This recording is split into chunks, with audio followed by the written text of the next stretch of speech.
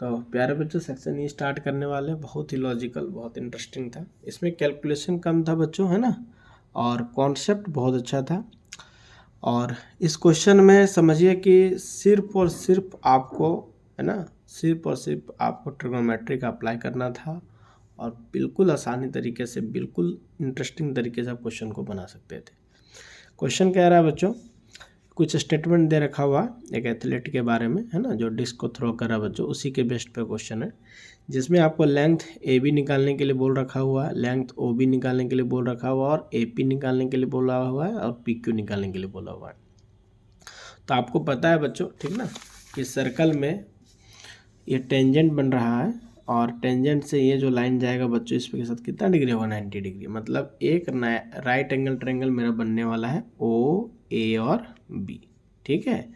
और ओ ए जो है बच्चों क्या है 75, ओ क्यू भी क्या होगा बच्चों बताए 75, क्योंकि दोनों रेडियाई ऑफ सेम सर्कल है।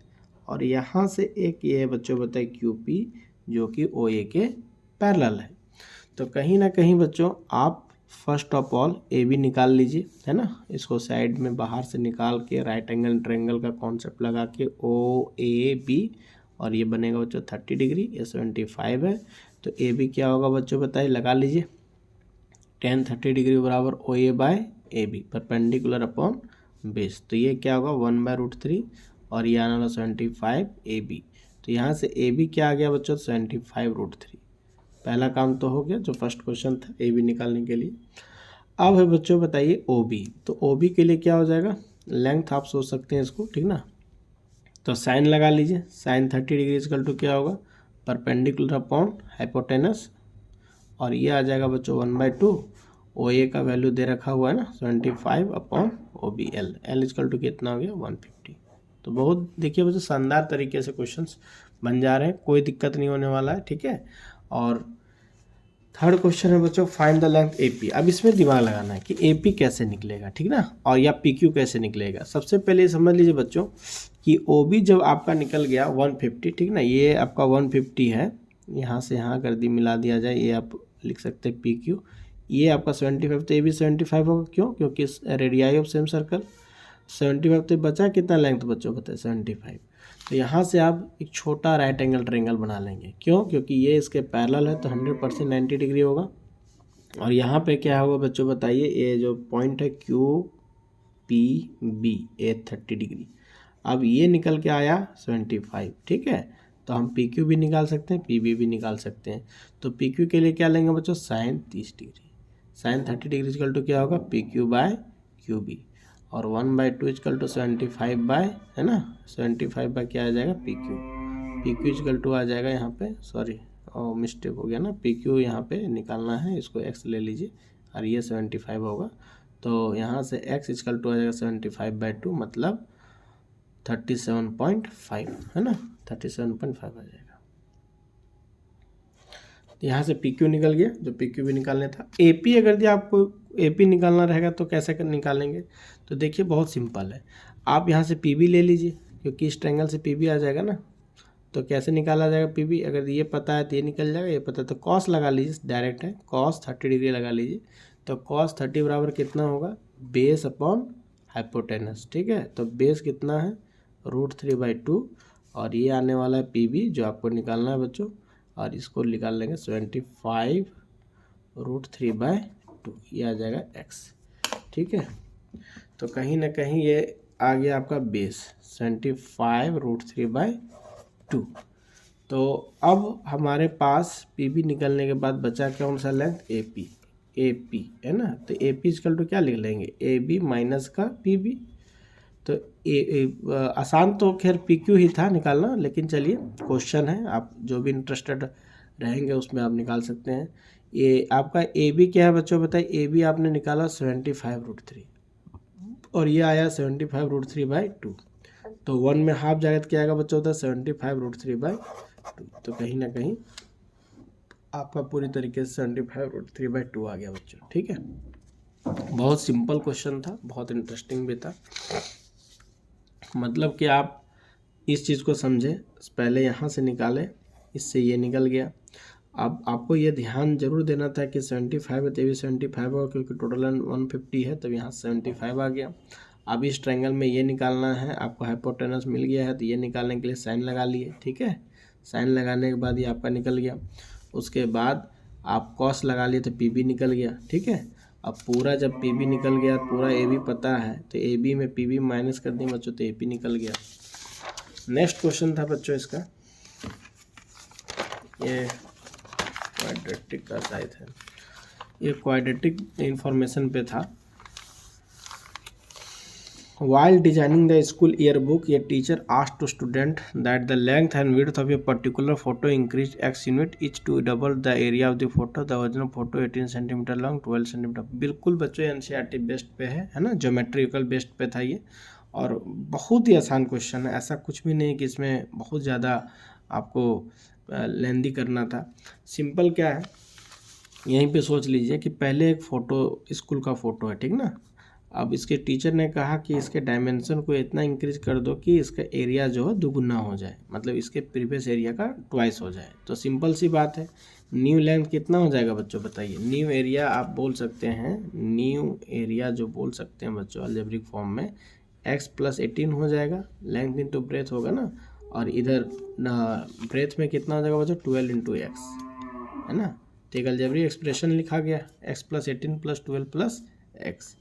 अब बोला गया है सेकंड में, right the corresponding quadratic equation standard form, what should be the new dimension. तो क्वाड्रेटिक इक्वेशंस आपको स्टैंडर्ड फॉर्म में लिखना भी है।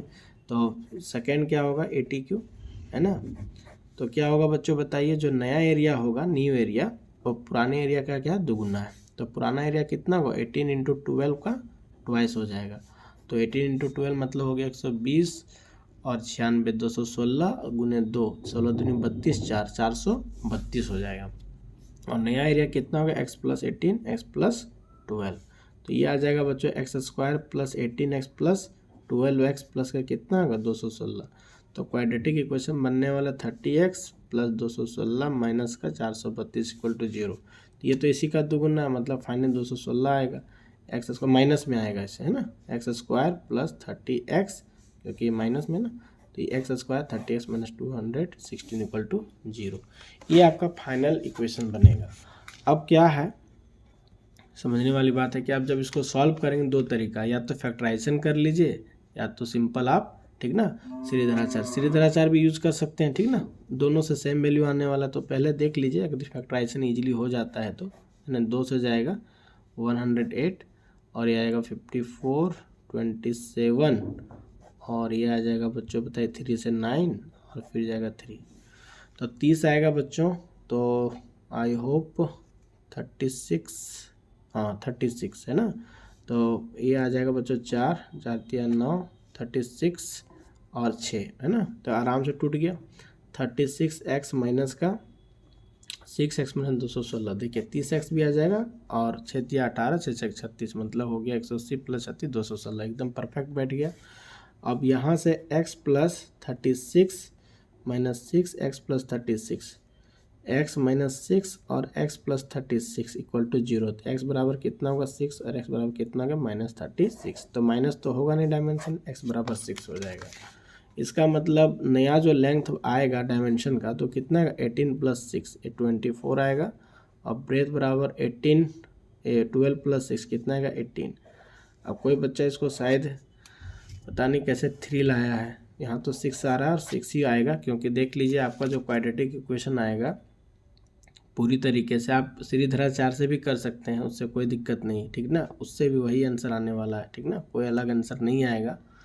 तो उससे आपको 3 नहीं आएगा 6 ही आना चाहिए, ठीक ना, क्योंकि आपके सामने कैलकुलेशन है कि नया एरिया जो है पुराने एरिया का ट्वाइस है, और आप जब इसको सिंप्लीफाई करेंगे तो 216 और पुराना एरिया जो बचा 216 का ट्वाइस है। तो 432 इधर आएगा तो -2160 आ जाएगा, और कहीं ना कहीं आपका देख लीजिए पूरी तरीके से कैलकुलेशन है। अगर सीरीधराचार से करना चाहें, ठीक ना, सीरीधराचार से तो a = कितना है वहाँ पे 1, b = कितना है 30 और c = कितना -2160। तो d बराबर निकाल लीजिए b² - 4ac, ये 900 आ जाएगा 4 × 1 × -216, ठीक ना। तो 900 प्लस माइनस में प्लस हो जाएगा 64 + 8 तो 1764, ठीक ना। और 1764 का अगर हम रूट निकालें तो कितना आ जाएगा, ये 42 का है, ठीक ना, निकाल सकते हैं लॉन्ग डिवीजन से। 4 चौका 16, 164, 8, 2 से जाएगा, एकदम सही। ये 42 का है, ठीक ना। तो ये 42 का रूट है, तो कहीं ना कहीं आप कह सकते हैं रूट अंडर डी आ गया है 42। तो अल्फ़ा बीटा का जो वैल्यू होगा -b प्लस √d/2 ये। तो एक बार माइनस साइन ले लीजिए, एक बार प्लस साइन ले लीजिए। तो ये b के जगह पे कितना है, 30 है ना। 42/2 × 1, तो 12/2 देखिए 6 आ रहा है। और माइनस साइन लेंगे तो उस समय आपका आ जाएगा बच्चों, बताइए, -36, ठीक ना। बिल्कुल सही, -72 इंटू /2 -36, ठीक ना। तो माइनस तो चलेगा नहीं, 6 बिल्कुल सही है बच्चों। इसका आंसर 6 ही होगा। जो बच्चा गलत बनाया है, 3 लेके आंसर आया, उसका गलत है बिल्कुल तरीके से, ठीक ना। और ये डैम श्योर 100%, आप कहीं से भी एक किसी प्रकार से चैलेंज है कि गलत नहीं है, ठीक ना। बिल्कुल जो बच्चा बनाए रॉन्ग बनाए, ठीक ना। अब आते हैं बच्चों लास्ट क्वेश्चन पूरा पेपर का, जो कि सबको पता था कि एक केस स्टडी में आने वाला है, मीन मीडियन मोड का। और शानदार क्वेश्चन है, ठीक ना। बहुत सिंपल तरीके से मॉडल, मीन सब कुछ इसी में दे रखा हुआ है।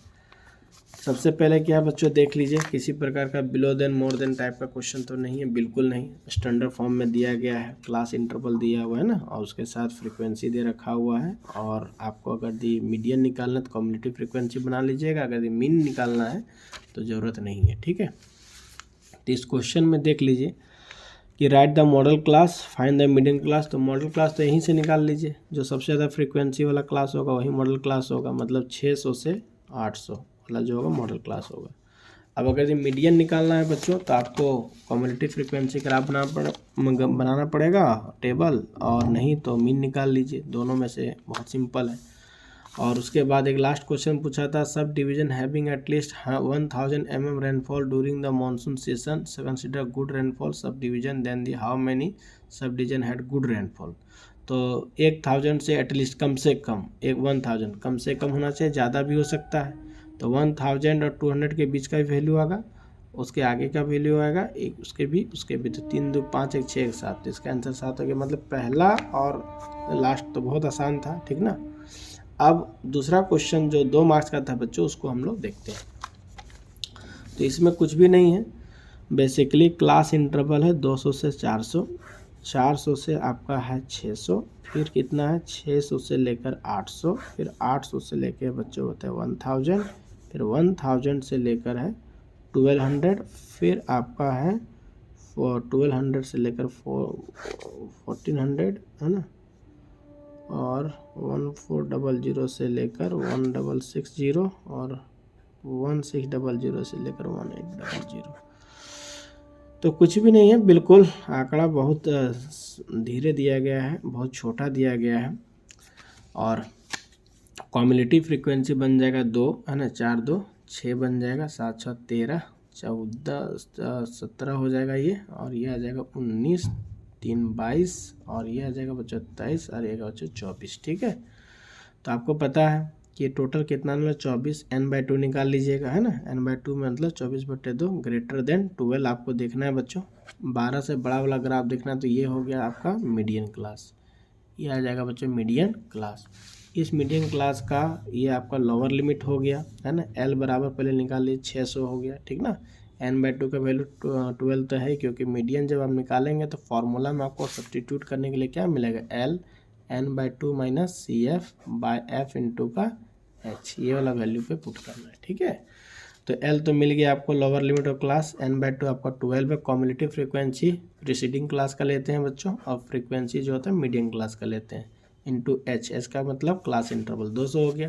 तो सिंपल देखिए कैलकुलेशन था, 6/7 इंटू 200, तो 42, और ये आएगा 1200 अपन 7, मतलब 5400 आएगा। 7 से डिवाइड कर दीजिए, 7 7 49 आएगा 50, फिर 7 7 49, फिर आएगा 3 10, है ना, 3 7 चौका 28, फिर आएगा बच्चों 7 2 14, 771.42, है ना, 77142 आ जाएगा बच्चों मीडियन का वैल्यू, ठीक है। और अगर ये मीन निकालना चाहेंगे, मीन निकालना आपको बच्चा इंटरेस्टेड है मीन निकालने में, तो क्या आ जाएगा, सिंपल, इसी में आप एक XI का बना लीजिए, है ना, XI, और इधर बना लीजिए बच्चा FI XI।